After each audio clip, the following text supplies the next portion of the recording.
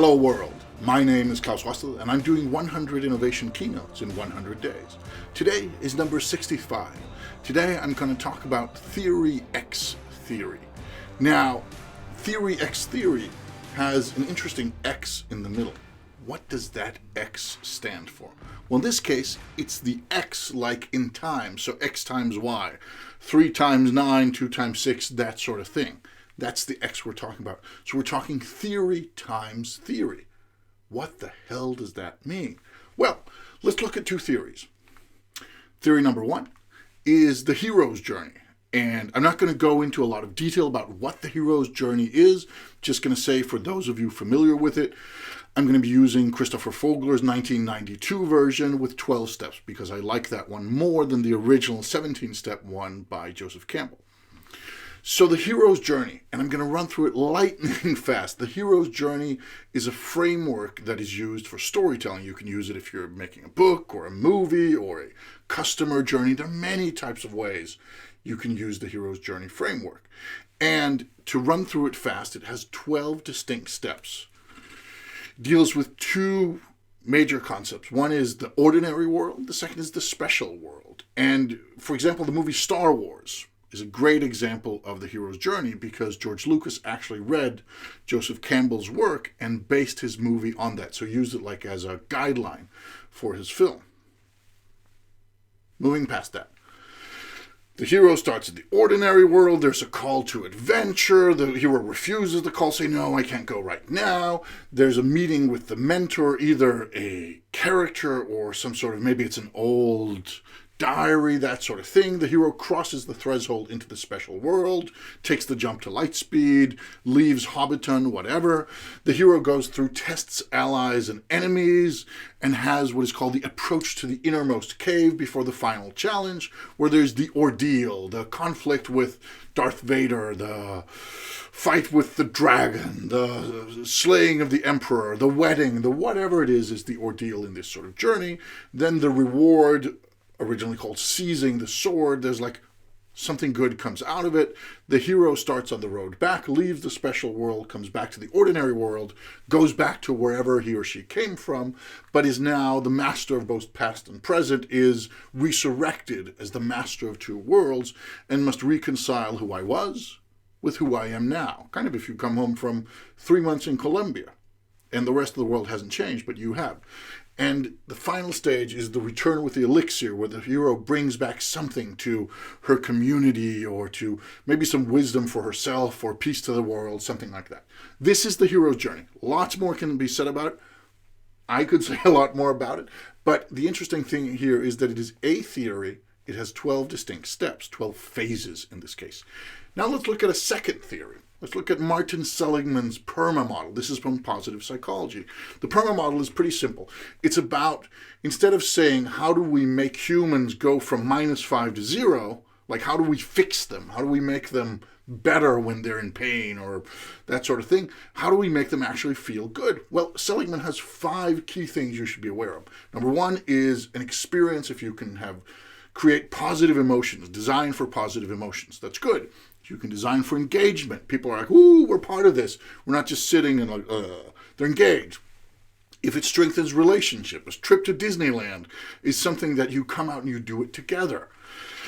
If it has meaning, you go trekking in Uruguay and you are somewhere trying to find, I don't know, I got a little bit lost in this whole meaning thing, but there are many ways to find meaning, whether you're doing work that has impact for community or trying to save the planet, you're trying to kind of connect with your long lost sister, many ways to get meaning. And finally, a sense of accomplishment, the A in the PERMA model, is that you're actually doing something, you achieve something, something has changed.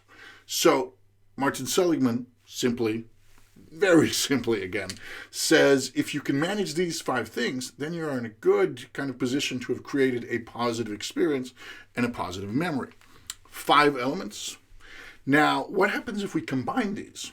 Well, here are the 12 steps of the hero's journey. Here are the 5 elements of the PERMA model. And here's a grid.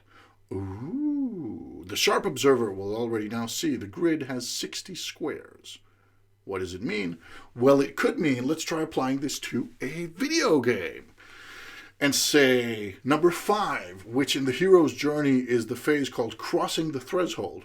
And the M, so 5M, on kind of like a dirt, in Martin Seligman's PERMA model, is meaning. So we can look at step number 5, crossing the threshold, in this video game, whatever that looks like. Maybe it's joining the rebel faction, or it's finally going out with the U-boats to sea, or maybe it's entering the multiplayer version, something like that. And then we look at meaning. Is there meaning here? Can we put more meaning there? What is the meaning? So we use it as an analytical tool to ask ourselves questions. That would be an excellent use of this. We could also look at, instead, phase 10, the road back. What happens when you're done playing the game? If that's the road back, what happens in the game when you're returning from the big battle? Is that even a thing? And if it's the road back kind of metaphorically with the game itself, is that engaging? The E, can we make it more engaging? How is it engaging? How could it be engaging? We could take the accomplishment part from the PERMA model and look at the refusal of the call to adventure, which is step 3 in the hero's journey. What is it that happens there? Could we make conquering that refusal? Could we make that into an accomplishment? It could be that you win something, or you gain a level, or something happens because you are progressing past that step 3. This would be one way of using this combination for a game. And I know you might think, well, Klaus, that's a game, but I'm not a game designer. Well, let's look at something else. Let's look at a stockholders meeting. Let's say you run a bank and you need to do the annual stockholders meeting. And you're using this double tool, this PERMA model combined with times the hero's journey. Well, let's say you look at the call to adventure, saying you should come to the yearly annual meeting of the stockholders. Does it evoke positive emotions? Could it? How can we make it so?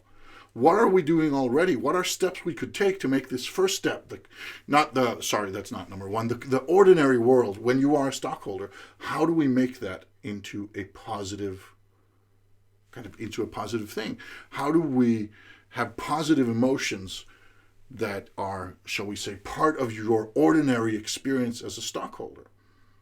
I don't know. I don't run a bank, but I'm pretty sure that if I sat down with some bankers, we'd be able to find out some pretty interesting stuff. Or we could look at the relationship part of the reward. You go to the stockholders meeting, you vote through all sorts of stuff, and you get the reward of, like, the bank continues for another year, and maybe you get a position on the board, or maybe one of the amendments to the bylaws that you were part of goes through, or maybe there's a new strategy, something that you've been part of. All this sort of thing. How do we make that so it also strengthens relationships?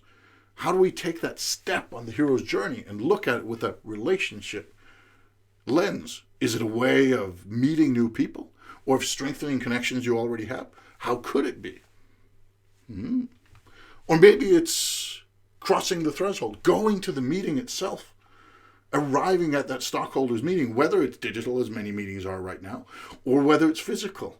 How do we make that more engaging? There was a conference I was at before the whole Corona circus called the President's Summit, and one of the founders, one of the creators of this huge several thousand people executive big conference for business leaders, and one of the founders of it, a guy called Mes Fauhald, he had earlier, a couple of days before, he'd met I think he was a Romanian saxophone player, something like that. And he'd just seen him on the street, and he said, "Hey, can I get you to come and play at our conference?" And the guy said, "Yeah, I'll do that." And they communicated, they exchanged numbers, they'd made it work. So when we arrived as participants, before coming into the lobby, there was a guy playing the saxophone. Just standing there. It was amazing. And when Mes told the story from the stage of how it wasn't something that was planned months ago, it was something that came in and said, here's this step, this crossing the threshold step. How do we make that more engaging? Oh, here's this guy. And I didn't know that he wasn't necessarily thinking in hero's journey terms or in PERMA terms, but they were at the back of his mind, the concepts behind it. And it meant that he and his team created something pretty meaningful, or pretty engaging in this case. I'm not going to use other words from the model to make it more complex than it already is. So this is one thing you could do if you have your stockholders meeting. You could say, how do we make that crossing the threshold? How do we make that more meaningful? Sorry. How do we make that more engaging? It's late. I'm a bit tired, and with all these concepts flying around, I'm going to mess up some of them myself, even though I'm pretty at home in this lingo. Now, this is just a couple of examples of how you could use this model combination. And this is not just a thought exercise. This is an example from a recent project where the end result was crafting 60 cards. So one for each of the 12, in each of the 5. So combining those to make 60 cards that provoke conversation, that ask questions, that give guidelines for somebody who's designing. Now, of course, it's NDA'd and I can't talk about what it is, but this is not just something that I thought, oh, this might be interesting. This is something I've actually used in the field to pretty good result. And it started with 2 theories and that X. So what can you do? What can you combine? Where can you place an X that makes sense for the innovation you're doing? I don't know. But I do know one thing. I want to thank you for listening.